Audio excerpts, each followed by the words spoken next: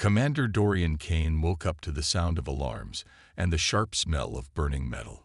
His ship was falling. The control panel flickered, and sparks flew as he gripped the emergency controls. His breathing was heavy. The planet below was coming fast, too fast. Come on, he muttered, pressing every button that might slow the descent. But the ship had taken too much damage. The enemy attack had disabled most systems, leaving only emergency thrusters working. The planet's atmosphere roared against the hull, shaking everything violently. Outside the cracked cockpit window, he saw a vast green jungle stretching to the horizon, glowing rivers cutting through the landscape like veins of light. It was a beautiful but deadly sight. If he survived the crash, he still had no idea what kind of world this was. The ship hit the trees with a deafening crash. The impact threw Dorian against the seat as branches and vines wrapped around the hull, slowing the fall just enough to keep him alive. Then, with one final violent lurch, the ship slammed into the ground. Everything went black. Dorian groaned as he opened his eyes. His head throbbed. Blood dripped from a cut on his forehead, but he was alive. The cockpit was a mess.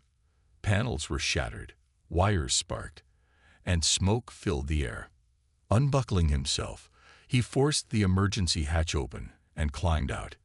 His legs were weak, and every muscle ached, but he managed to stand. The jungle around him was unlike anything he had ever seen. Trees with glowing blue leaves stretched into the sky, and strange creatures moved in the shadows.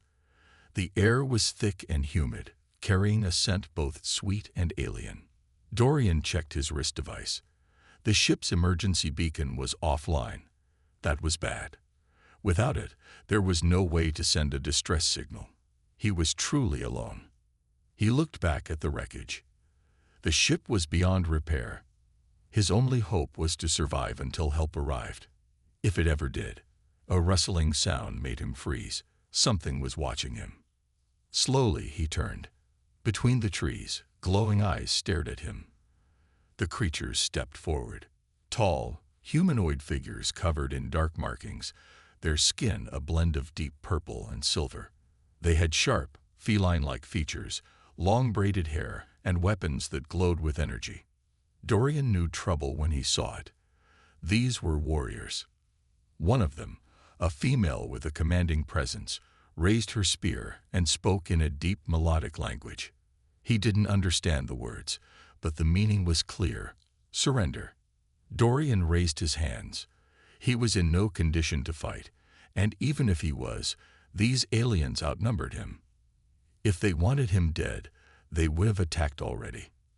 The leader stepped closer, her golden eyes scanning him with suspicion. She gestured, and two warriors grabbed his arms, forcing him to his knees. He gritted his teeth but didn't resist. Whatever happened next, he had no choice but to face it. He was a lone human on an unknown world, and his fate was now in the hands of its people. Dorian Kane did not resist as the alien warriors bound his wrists with a strange, glowing vine. It was warm against his skin, pulsing faintly, almost like it was alive. The warriors around him spoke in a language he couldn't understand, their sharp, feline-like eyes never leaving him. The leader of the group, a tall female with deep silver skin and golden markings along her arms, studied him carefully. She held her spear with confidence, the tip glowing faintly with energy. She was clearly in charge. Dorian knew that struggling would be useless. His body was already weak from the crash, and these warriors moved with a deadly grace. They were faster, stronger, and completely at home in this dense jungle. His only chance of survival was to stay calm and figure out what they wanted.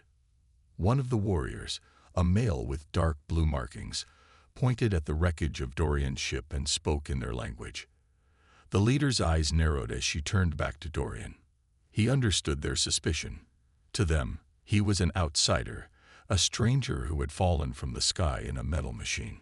He had no idea what their culture was like, but one thing was certain. They saw him as a possible threat. The leader gestured toward the jungle, and two warriors pulled Dorian to his feet. They pushed him forward, forcing him to walk. The vines around his wrists tightened slightly, responding to his movement, as if warning him not to resist. They were taking him somewhere. The journey through the jungle was long and exhausting. Dorian stumbled several times, his body still aching from the crash, but the warriors gave him little time to recover. They moved quickly, their footsteps silent despite their size. As they traveled, Dorian noticed more of the alien world's strange beauty. Massive trees with glowing blue leaves stretched high above, their branches woven together like a natural ceiling. Strange insects buzzed through the air, some of them shining like tiny stars. The ground pulsed faintly with bioluminescence, reacting to their steps. Despite the danger he was in, Dorian couldn't deny that this planet was breathtaking. After what felt like hours, they arrived at their destination. The village was built into the jungle itself. Stone structures covered in moss stood between massive tree roots, their surfaces carved with intricate symbols. Bridges of woven vines connected platforms high above, where more of the aliens moved gracefully between the trees. At the center of the village was a large circular platform, surrounded by tall totems that pulsed with energy. The warriors led Dorian toward the platform. A crowd had already gathered, whispering in their melodic language as they watched him with curiosity and suspicion. Some of them held weapons, while others simply observed. At the far end of the platform, seated on a carved stone throne, was another figure, an older female with long, braided silver hair and glowing green eyes. She wore elaborate robes decorated with golden patterns, and her presence commanded instant respect. Dorian immediately knew she was the true leader of this tribe. The warrior who had captured him stepped forward and spoke in their language. The elder woman, who Dorian assumed was the High Matriarch, listened carefully, her eyes never leaving him. Then she stood. She walked toward Dorian, her gaze sharp and unreadable. Then, to his surprise, she spoke. "You speak?" Her voice was smooth, accented but clear. Dorian's eyes widened slightly. She knew some of his language. "Yes," he answered, trying to keep his voice steady. "I am Commander Dorian Kane of the Terran Expeditionary Fleet. My ship crashed here. I mean no harm." The High Matriarch tilted her head slightly. She considered his words carefully before speaking again. "You, fallen warrior," she said slowly. "Skyman, outsider." The crowd murmured at the words, their voices filled with uncertainty. Dorian took a deep breath. He needed to make them understand that he wasn't a threat. "I was attacked," he said. "My ship was damaged. I did not come here by choice." The High Matriarch studied him for a long moment. Then she turned and spoke to the crowd. Her voice was firm, and whatever she said carried great weight, because the murmurs died down immediately. Then she looked back at him. "You live, for now."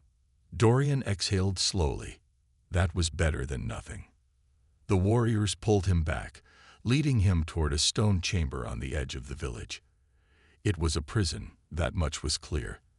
The entrance was blocked by a heavy wooden door, reinforced with glowing vines, similar to the ones binding his wrists. They pushed him inside, and the door closed behind him. Dorian sighed and leaned against the wall. He was alive. But for how long? One thing was clear. He was at their mercy, and if he wanted to survive, he would have to prove he was more than just an outsider. He would have to earn their trust.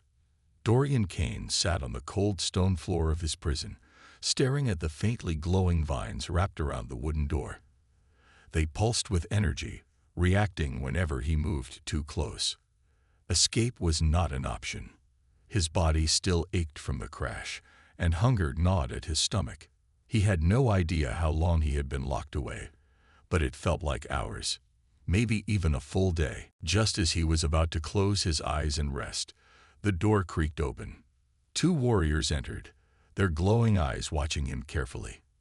Between them stood the High Matriarch. She carried herself with quiet strength, her silver hair flowing over her shoulders like a river of light.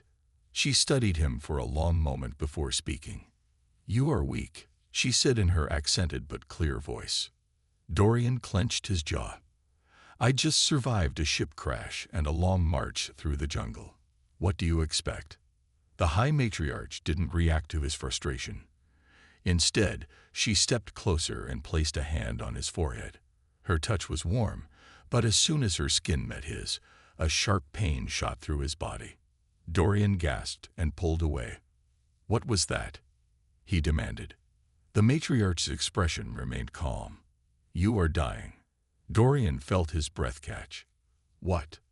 "The air, the food, the life of this world. It rejects you," she explained. "Your body is weak because it fights this land. It will not win." Dorian swallowed hard. He had suspected something was wrong. His exhaustion was not normal, and his wounds were healing too slowly. He had assumed it was just from the crash, but now it made sense. His body was struggling to survive in an environment it wasn't built for. His voice was quieter when he spoke again. "Is there a cure?" The High Matriarch nodded. "A way exists. A bonding." Dorian frowned. "Bonding?" She gestured for one of the warriors to step forward. It was the female warrior who had captured him, the one with golden eyes and deep blue markings on her skin. She was tall, strong, and carried herself like a seasoned hunter. "This is Lyra," the matriarch said. "My daughter." Dorian blinked. He hadn't expected that.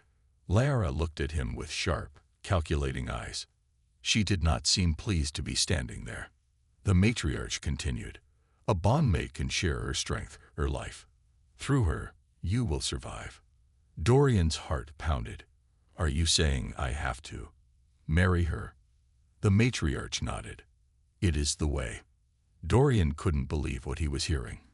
He had crash-landed on an unknown world, been captured by an alien tribe, and now the only way to survive was to marry one of them. It sounded like something out of a bad adventure story. Lyra crossed her arms, clearly unhappy. "I do not want this," she said in her own language, though Dorian didn't understand the words. The matriarch glanced at her. "Neither does he, but it is the only way." Dorian ran a hand through his short, dark hair. "And if I refuse?" The matriarch's expression did not change. "Then you die." A heavy silence filled the room. Dorian took a deep breath. This wasn't just about him anymore. If he died, he would never warn humanity about whoever had shot him down. And more than that, he wasn't ready to give up. He turned to Lyra, meeting her piercing golden eyes. "I don't like this either," he admitted, "but I want to live." Lyra narrowed her eyes. Then, after a long pause, she gave a single nod. The matriarch stepped back, satisfied. "Then it is decided." Dorian had no idea what he was getting himself into, but one thing was certain: his life had just changed forever. Dorian Kane stood in the center of the Forani village, surrounded by towering alien warriors. The sky above was a deep purple, the twin moons casting a silver glow over the scene. He could feel every pair of glowing eyes locked onto him, their expressions unreadable. He had agreed to the bonding ritual, a marriage to Lyra, the fierce huntress who clearly wanted nothing to do with him. But survival was not so simple. The Forani did not give anything for free. If he wanted to be accepted, if he wanted to earn the right to bond with one of their own, he had to prove his worth. And that meant facing the warrior's trial. Dorian's muscles ached, his body still weak from the crash. But there was no turning back. The High Matriarch had made it clear, without this trial, the bonding would not happen. And without the bonding, he would not survive. Lyra stood nearby, her arms crossed, her golden eyes watching him with doubt. "If you fail, you will bring shame," she said, her voice low. "Not just to yourself, but to me." Dorian exhaled sharply. No pressure, then. A loud drumbeat echoed through the village, signaling the start of the trial. A warrior stepped forward, a tall male with dark silver skin and bright blue markings. He held up 3 fingers. 3 trials. The matriarch announced. Strength, speed, strategy. Dorian took a deep breath. He had fought battles before, survived dangerous missions. But this was different. He wasn't just fighting for his life. He was fighting for a place among them. Trial 1. Strength. The first test was brutal. A massive stone sat in the center of the arena, easily weighing several hundred pounds. The challenge was simple. Lift it. Dorian's heart sank as he watched the first Forani warrior step forward. The alien male crouched, gripped the stone, and lifted it effortlessly over his head before slamming it down. The crowd cheered. Dorian gulped. He wasn't weak, but compared to these people, he was no superhuman. He stepped forward, wiping sweat from his brow. He crouched, wrapped his fingers around the rough edges of the stone, and pulled. His muscles burned, his arms trembled, but the rock barely moved. The crowd murmured, unimpressed. Lyra sighed, shaking her head. Dorian clenched his teeth. No, he wouldn't fail. Not now. Instead of trying to overpower the stone, he adjusted his grip, shifting his stance. Using his legs instead of just his arms, he strained again, using leverage rather than brute force. The stone shifted, then lifted, not as high as the warrior before him, but enough. He let it drop with a heavy thud. Silence. Then, a few approving murmurs. It wasn't impressive, but it was enough. Lyra's expression softened, just a little. Trial 2. Speed. The next challenge was a race through the jungle. The Forani were natural hunters, their movements swift and silent. Dorian, however, was human. Fast by human standards, but nothing compared to them. The course wound through the trees, over rivers, and passed by luminescent plants that pulsed as the runners passed. Dorian stood at the starting line, feeling his heart pound. The drumbeat sounded. The warriors launched forward, moving like shadows through the trees. Dorian ran, pushing his legs as hard as he could. The jungle was dense, the roots and vines threatening to trip him at every step. He jumped over fallen logs, ducked under hanging branches, and splashed through glowing streams. The others were faster, but Dorian had something else: adaptability. Instead of trying to match their speed, he used his brain. He spotted a shortcut, a narrow gap between two giant trees. While the others took the long path, he slid through the tight space, cutting precious seconds off his time. By the time he reached the finish, he wasn't first, but he wasn't last either. The warriors exchanged glances. A few even nodded in approval. Lyra raised an eyebrow. She didn't smile, but the way she looked at him had changed slightly. Trial 3. Strategy. The final test was a battle of the mind. The warriors gathered around a large stone table where carved figures represented warriors and beasts. It was a strategy game, one that tested leadership and planning. Dorian had spent years in the military, leading squads into battle. He understood strategy. His opponent was an older warrior, experienced and skilled. The game began, and the pieces moved quickly, representing ambushes, defenses, and traps. Dorian studied the patterns, recognizing familiar battle tactics. Instead of playing aggressively, he played defensively, forcing his opponent into a trap of his own making. The final move came. Dorian placed his piece on the board, cutting off his opponent's escape. The warrior stared at the board, then nodded with respect. In Vok, he said, a word Dorian didn't know, but from the approving look, he guessed it meant something good. The matriarch stood. You have proven yourself. The crowd murmured, some nodding, others still uncertain. But it didn't matter. He had passed. Lyra stepped forward, looking at him in a way she hadn't before. You are stubborn, she said simply. Dorian smirked.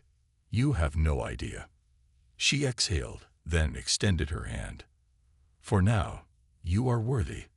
Dorian took it, gripping it firmly. He had survived the trials. But this was only the beginning. Dorian Kane stood before the gathered Forani tribe, his body aching from the trials but his spirit burning with determination. He had proven himself, at least enough to survive. But now came the true test. The bonding ritual.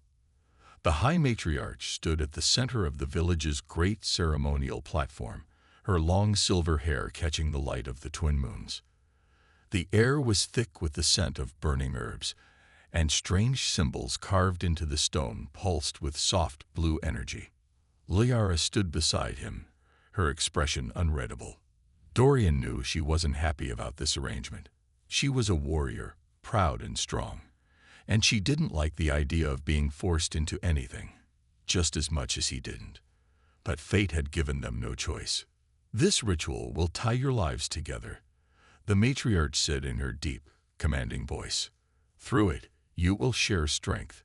His body will accept our land. He will survive." Dorian clenched his fists.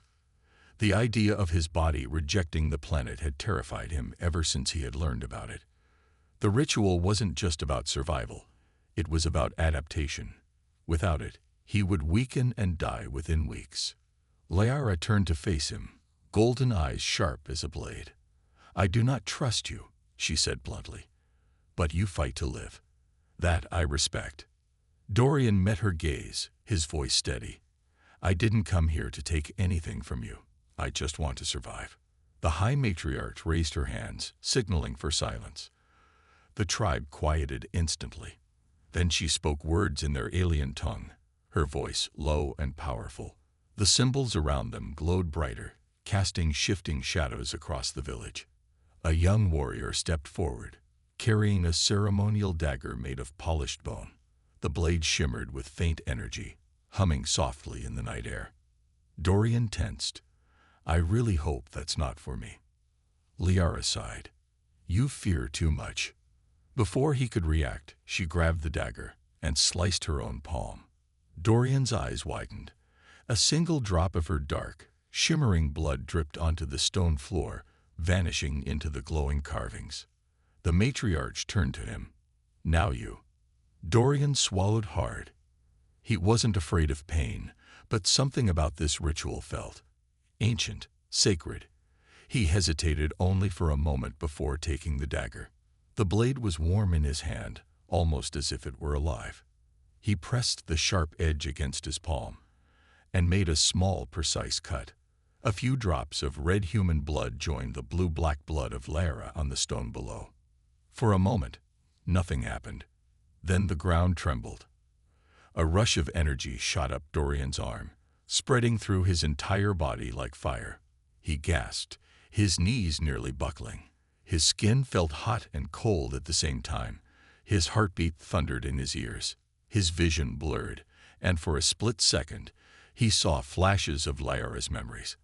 Hunting in the deep jungle, standing before the matriarch as a child, training with her spear under the golden sky. Then it was gone. Dorian stumbled back, breathing heavily. The energy still pulsed through him, but it was fading, settling inside him like a warm ember. The matriarch watched him carefully. "It is done." Liara flexed her fingers, as if testing some invisible force. She studied Dorian with something almost like curiosity. "Strange," she murmured. "I feel you." Dorian rubbed his temples. "Yeah, that's weird." The crowd erupted into cheers, some joyful, others hesitant. The bonding was complete, and with it, Dorian had become one of them. A new beginning. After the ceremony, Dorian was led to a new dwelling, a modest structure built into the massive roots of an ancient tree. It was his now, a symbol of his place in the tribe. Liara stood at the entrance, arms crossed. "You are part of the Forani now," she said, "but that does not mean you are my mate." Dorian smirked, leaning against the doorframe. "Trust me, I'm not here to rush into anything." She studied him for a long moment. Then, to his surprise, she nodded. "Good." She turned to leave, but hesitated. "Rest tonight. Tomorrow, you train. You may have passed the trials, but you are still weak." Dorian let out a breath, looking forward to it.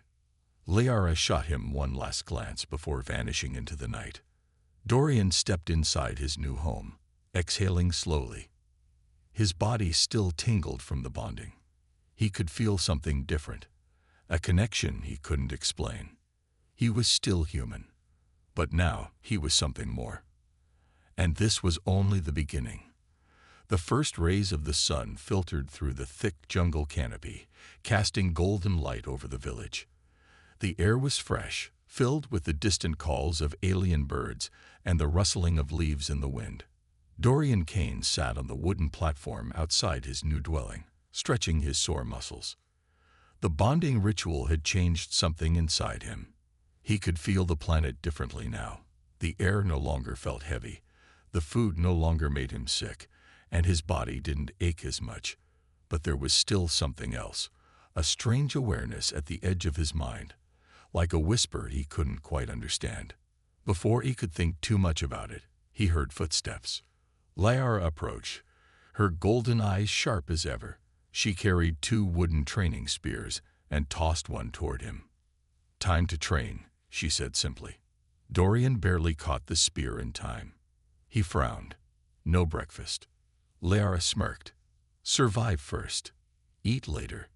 Dorian sighed. "Great." The warrior's training. Liara led him to a clearing at the edge of the village, where the ground was packed firm from years of training.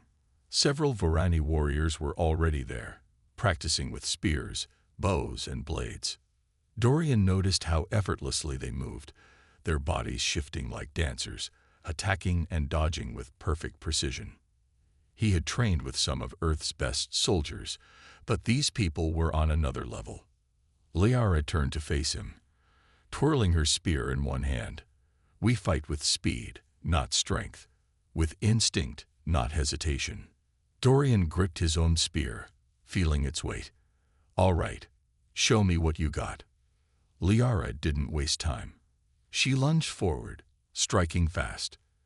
Dorian barely dodged, the tip of her spear slicing through the air just inches from his ribs. He stumbled back, gripping his weapon tightly. "You're not holding back, huh?" She smirked. "You would be dead if I did." Dorian adjusted his stance. He knew he couldn't match her speed or skill, so he had to use his mind. When she attacked again, he didn't try to block. He sidestepped and used his spear to redirect her momentum. Liara's eyes widened slightly as she was forced off balance for half a second. Dorian grinned. "Not bad, huh?" Liara didn't answer. Instead, she swept his legs out from under him, sending him crashing to the ground. He groaned. "Okay, that was cheap." Liara shrugged. "You are learning, but too slow." She extended a hand, and he took it, pulling himself up. The other warriors had stopped to watch, their expressions unreadable.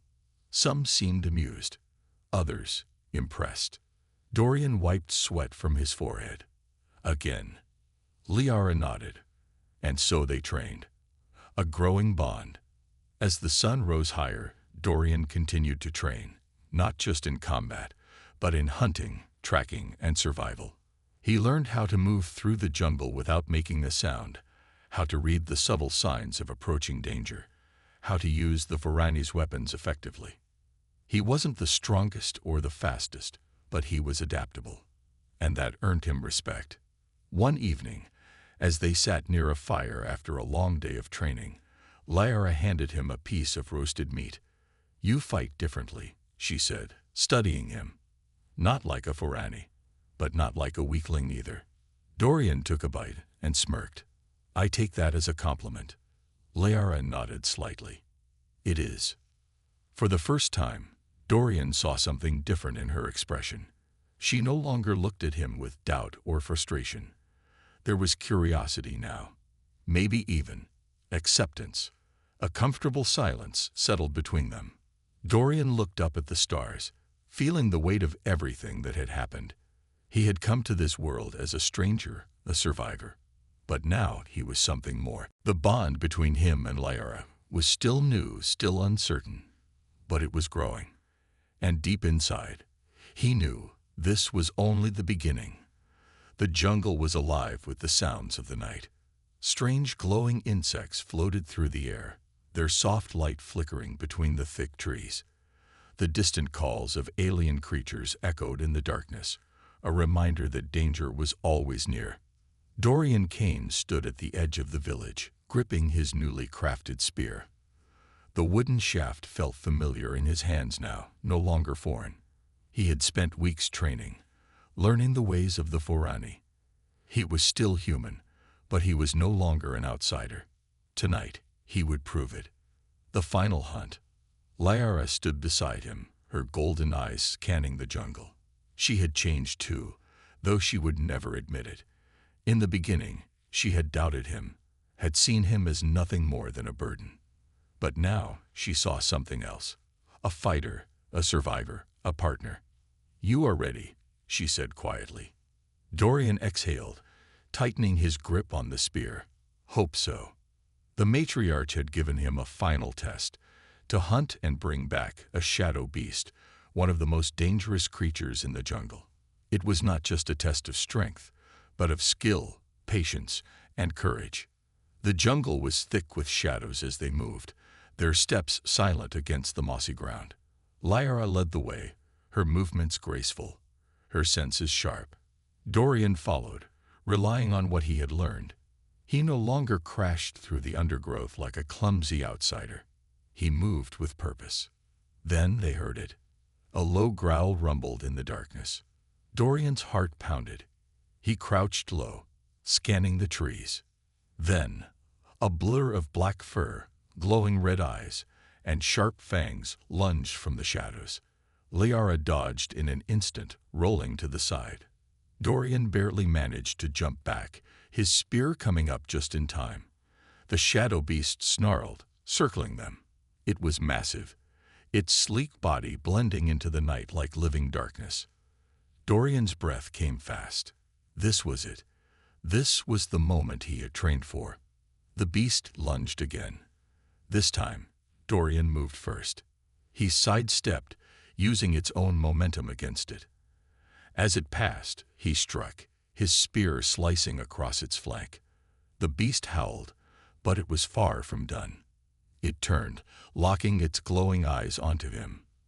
Liara struck next, her spear stabbing toward its side. The beast dodged, faster than expected, and lashed out with a massive claw. Dorian reacted without thinking. He jumped forward, using the spear like a lever, driving the sharp tip into the beast's throat. A final snarl, a heavy thud. Then, silence. Dorian stood over the fallen creature, his chest heaving.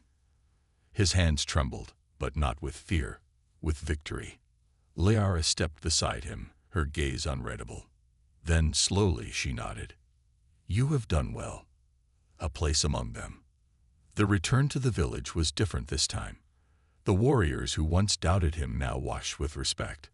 The matriarch herself looked upon him with something close to approval.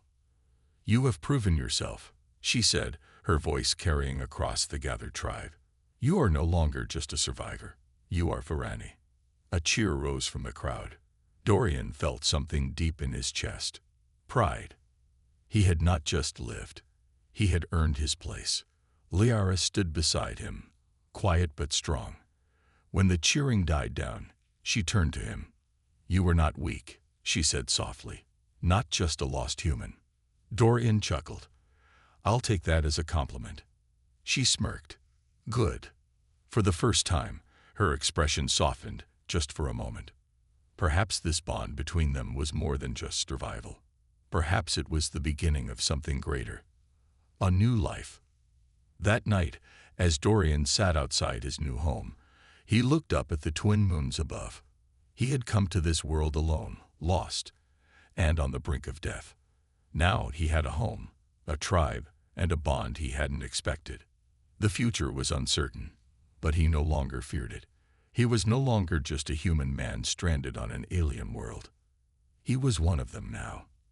And his story was just beginning.